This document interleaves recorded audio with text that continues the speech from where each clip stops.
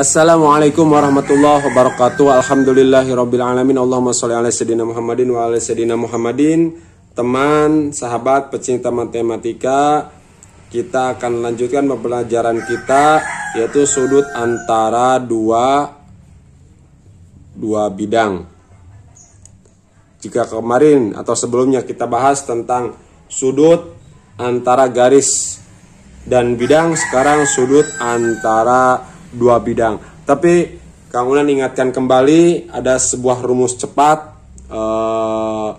kemarin atau pertemuan sebelumnya, yaitu diagonal bidang atau diagonal sisi. Itu rumus cepatnya A akar 2A. Ini adalah rusuk, ya. Ada diagonal ruang.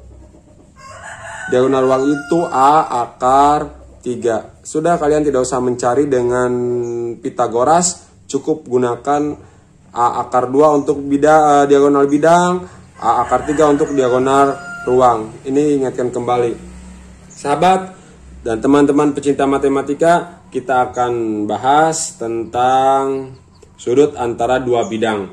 Misalkan ada sebuah bidang, misalkan di sini ada garis, sebuah garis, oke.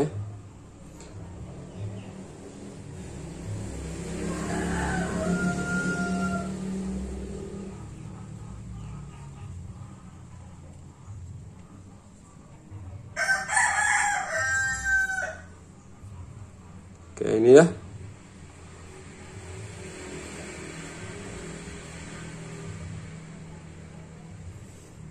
Misalkan ini adalah B, di sini adalah A. Ini beta, di sini alfa. Misalkan ada sebuah garis, tidak lurus.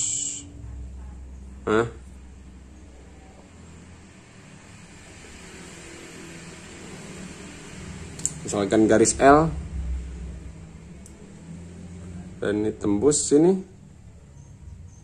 pun ini sama sini. Di sini sudut alfa beta. Oke, ini sudut alfa beta ya. Nah, dari sini kita bisa peroleh bahwa alfa dan beta itu adalah perpotongan garis AB. Alfa beta adalah perpotongan garis AB ya. Di sini perpotongannya ya, atau lebih jelasnya di sini nih. Perpotongan garis AB.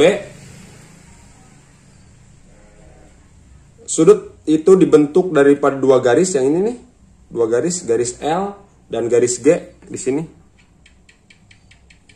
Garis L dan garis G dibentuk, maka itulah sudutnya. Perpotongan dua bidang.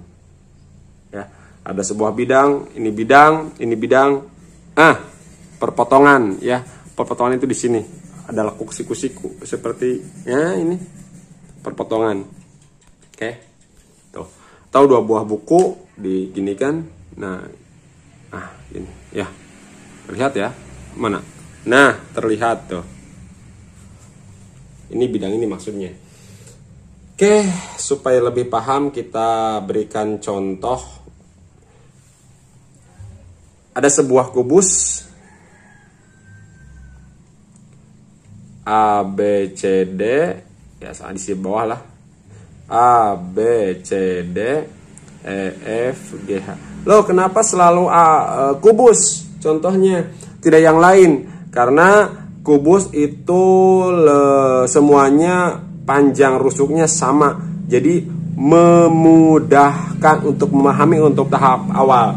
Kalaupun yang lain, misalkan ada prisma, ada 5 segi 4, 5 segi 6, ada yang lainnya, itu lebih rumit daripada dengan kubus. Kubus lebih sederhana, lebih mudah.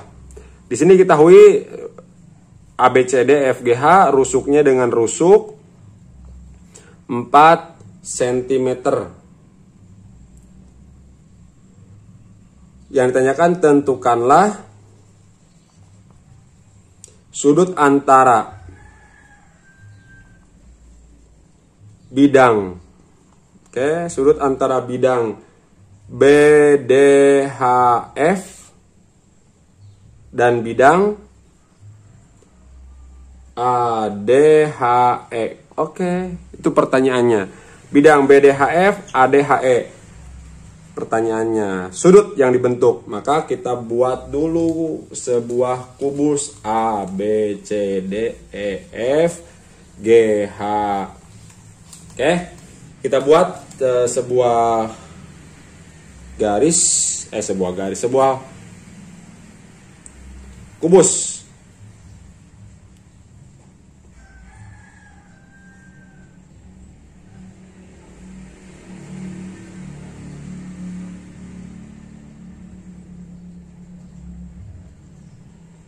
A, B, C, D, E, F, G, H.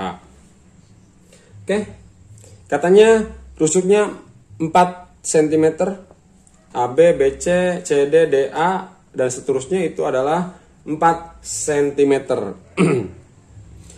Tentukan bidang, tentukan sudut antara bidang BDHF.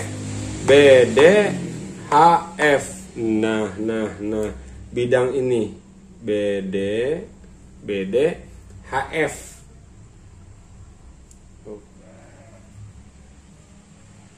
BDHF dan ADHE. Berarti pojok di sini nih, di pojok. Nah, ini bagian ini. Nih, bagiannya ke sini. Awas ini jangan dilihat. Yang HD atau DH, garis tegak lurus, itu tidak dilihat. Lihatnya yang ini nih. Menyiku tidak? Jelas tidak. Kalau dari garis ini ke sini baru siku, menyiku. Kalau ke sini tidak menyiku ya. Oke, teman, sahabat, pecinta matematika. Terus bagaimana cara mencari sudutnya? Ya, kita tentukan dari tangen alfa. Misalkan alfanya di mana? Di sini boleh sama alfa, atau di sini juga boleh sama. Nah, di bawah juga sama ya. Yang penting yang ininya nih. Nah, yang ini. Nah, tangen alfa sama dengan EF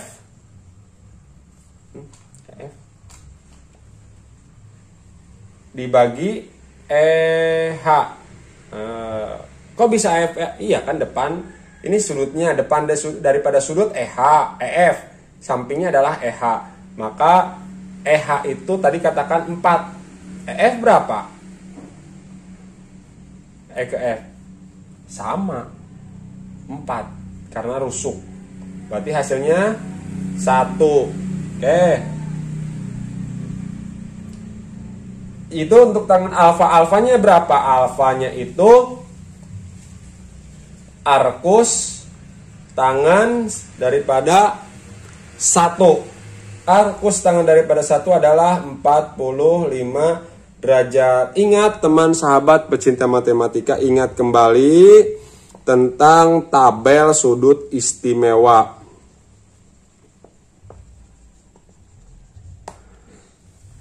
Sudutnya 0, 30, 45, 60, 90 ya.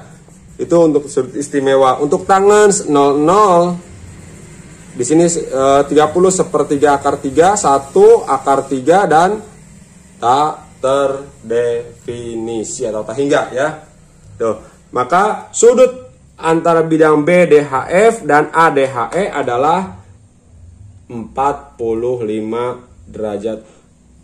Nggak usahlah, saya mah udah paham kalau ada sebuah kubus dipotong tengah-tengahnya, sudut di alas atau di bagian atas pas tengah-tengah itu 45 boleh. Tapi permasalahan akan muncul ketika ininya bukan kubus, misalkan balok.